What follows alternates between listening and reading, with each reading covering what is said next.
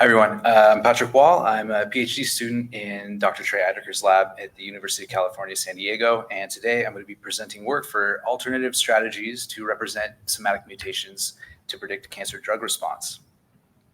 So a basic mode of precision oncology is to scan a tumor genome for genetic alterations, which are typically activating mutations in oncogenes that can be specifically recognized by targeted inhibitors. With this strategy, the model used to predict a target drug response considers only the single gene, which is typically the drug target. A tumor is then predicted sensitive or resistant based on the presence or the absence of a mutation recognized by the drug.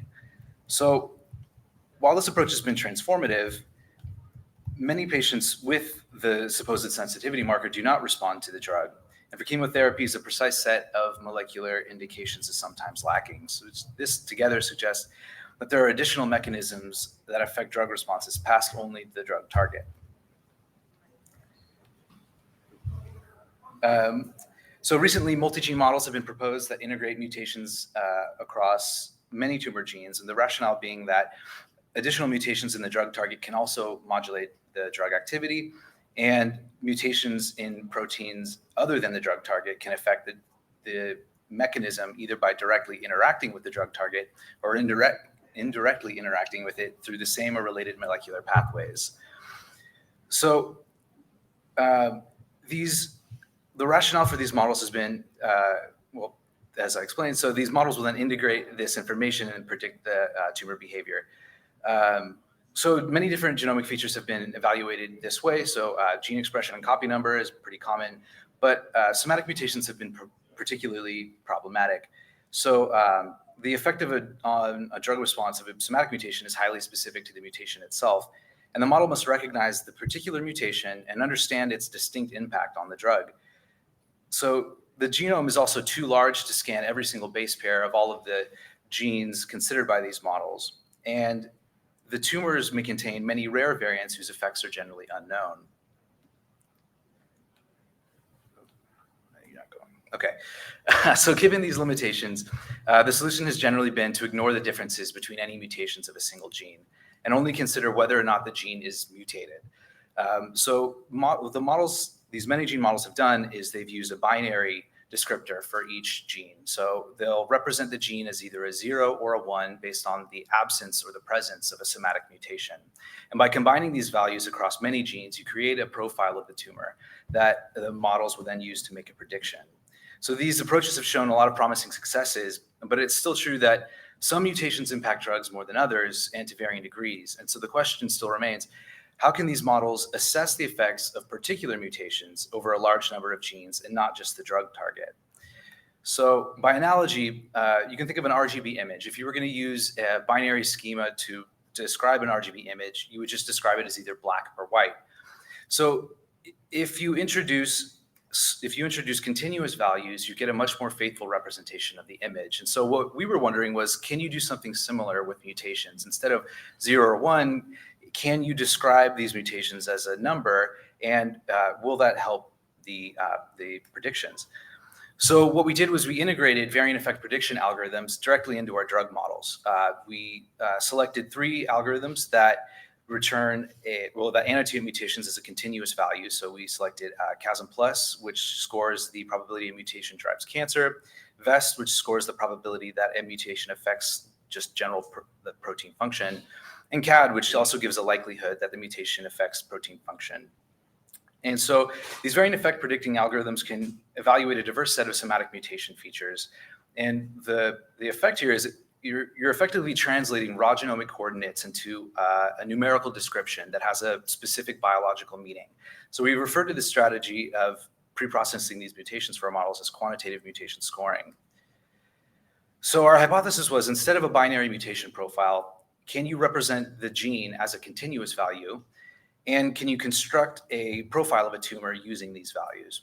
More than that, similar to the RGB image, can you combine multiple scores together to represent the gene as a set of values instead of just one value? So to evaluate this, the performance of quantitative mutation scoring, we constructed a series of predictive models to predict these responses of cancer cell lines. Data was accessed for 23 precision oncology drugs and 3 chemotherapies, which were tested on 1,244 cancer cell lines.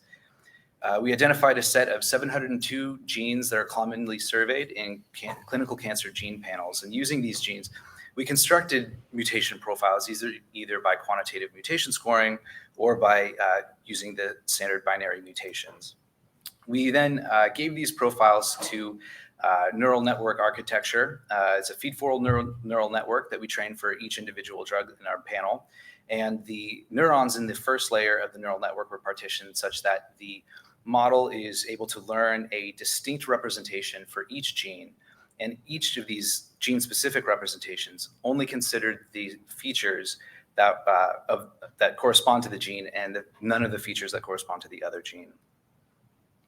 So here I'm showing the predictive performance of the 26 different drug models trained with various input configurations. So on the y-axis, I have the Pearson correlation of the real drug responses with the predictions of cancer cell lines that we're not seeing during training. And on the x-axis, I have each of the drugs in our panel. For each drug, I show the predictive performance of models either trained with multiple QMS configurations, models trained with either single QMS, so CASM plus, VEST, or CAD, or models trained with binary somatic mutation features in the green circles. And so what we saw was across all drugs, scoring mutations increased the predictive performance for all of our models. And for 21 of the 26 drugs, using multiple of these QMS values performed better than using any single value alone. So clearly the scoring method improved the predictive performance, but I think a more interesting question is, why did it improve the performance? So to kind of unravel what was happening here, we analyzed our results by precision recall curves. So on the x-axis, I have the recall of sensitive tumors. On the y-axis, I have the precision when predicting sensitivity. So thresholding our data, thresholding cell lines by the top and bottom 20% most responsive cell lines, we then swept our predictions, creating the curve here for our multi-QMS model in red. We then compared that to the model that would be used in clinics, which is just the single gene model of the presence or absence of the BRAF V600 status. And so the performance of that marker we show here is this kind of big X.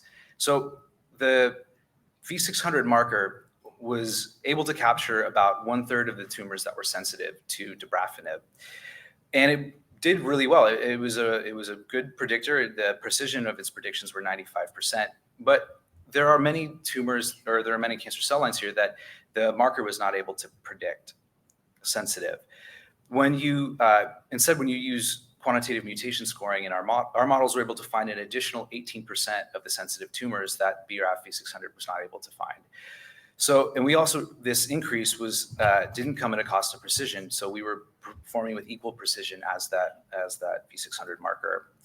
So these QMS features were highlighting predictive features. And so we wanted to find out, well, what are they? We used a gradient-based model interpretation to measure the importance of each gene in our model, and also the importance of the input features that we gave it.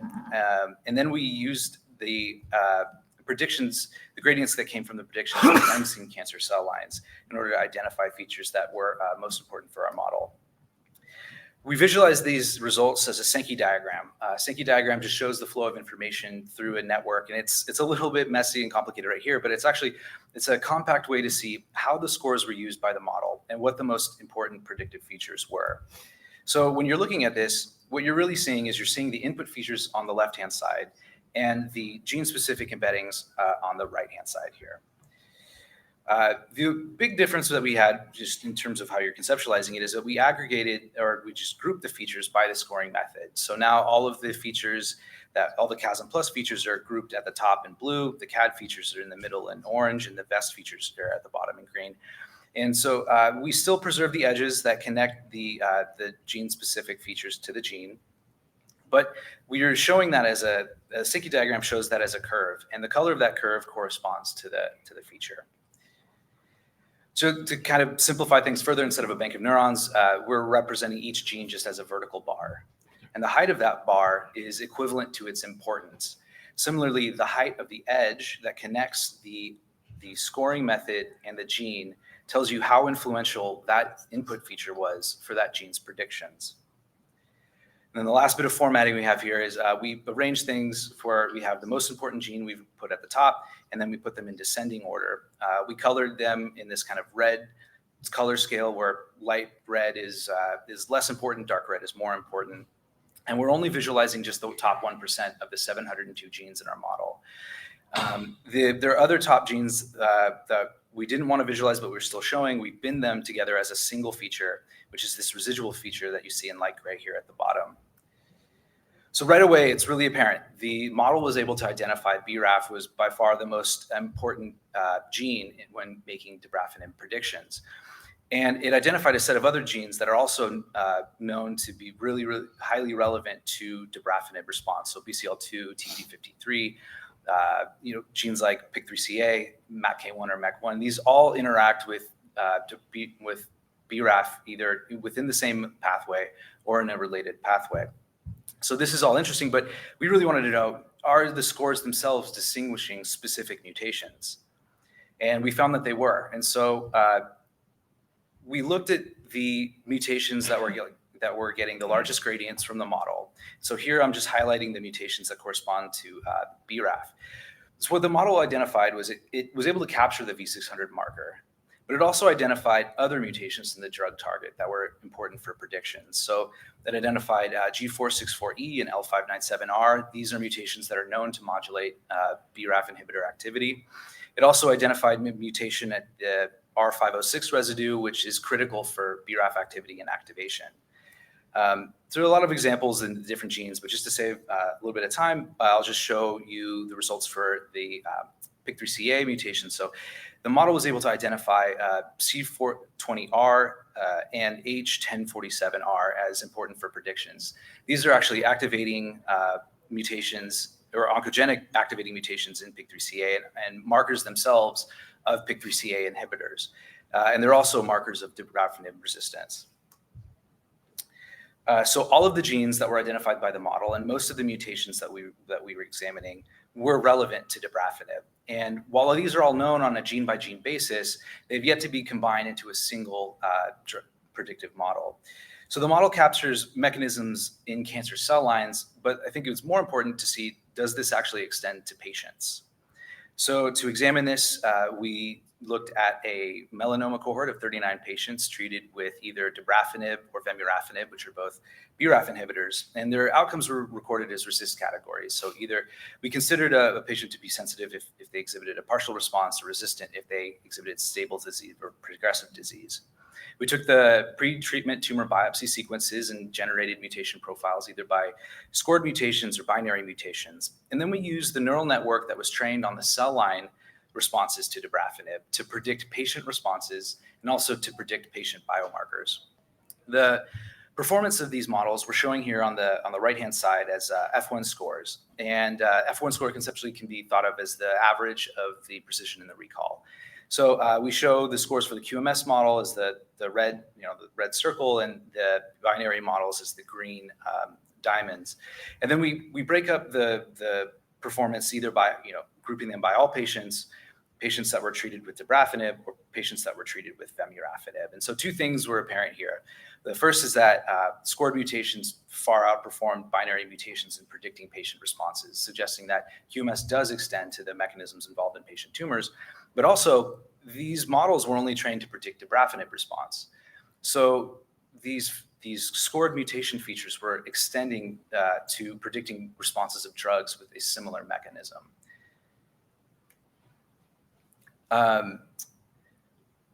So to identify what some of these markers were in the patients, we did another interpretation for the patient predictions, and we looked and we wanted to see what were the markers that the model was using to make these predictions.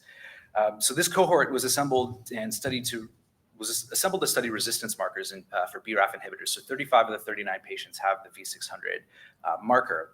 And what we saw conserved mechanisms between the cancer cell lines that we were looking at earlier and the patients. And so here we see BRAF lighting up as the most important gene in the model's predictions, along with TP53, P10, and SOX9. We also saw that in the patients, PTPN11 and TAF1 were also important for predictions.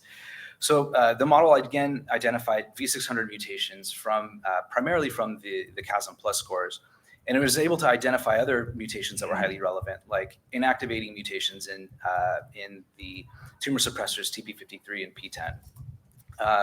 It also identified mutations in PTP11, so this G427 mutation, which is adjacent to the catalysis site, and mutations involved with the degradation of TP53 and TAF1.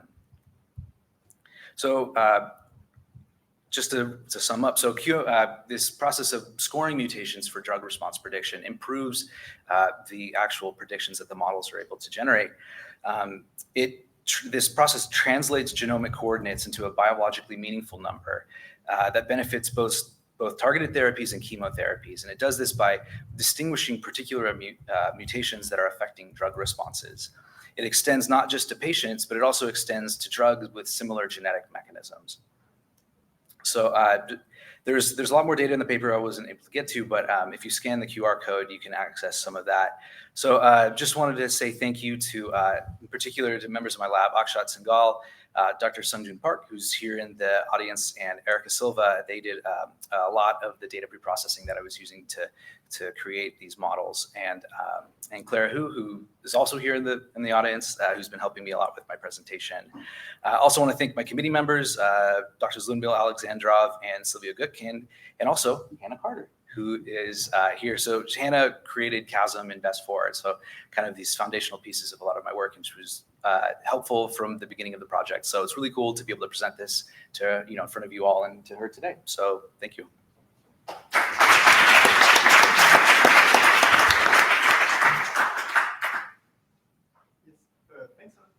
Just so going from binary to quantitative, is it still at the mutation level or at the gene level? So or is it? It's at the mutation level, yeah. And then the model, we partitioned the neurons in the model so that it would create this specific gene representation, which we could then look at and see, okay, are the genes important? Can the model recognize the genes themselves? The genes, and then does that extend into the mutations too? Can the model recognize specific mutations? So the binary was at the gene level? The binary was at the gene level, yeah. Okay, but you cannot aggregate the scores across mutations? No, so for the gene, we represented the gene either as, we represented the gene as a continuous value instead of a binary value. But then we did that with just one score, but we also did that with multiple scores. And so by combining the scores together, that shared representation, it seemed to help the models predict a little bit better. Okay, thanks.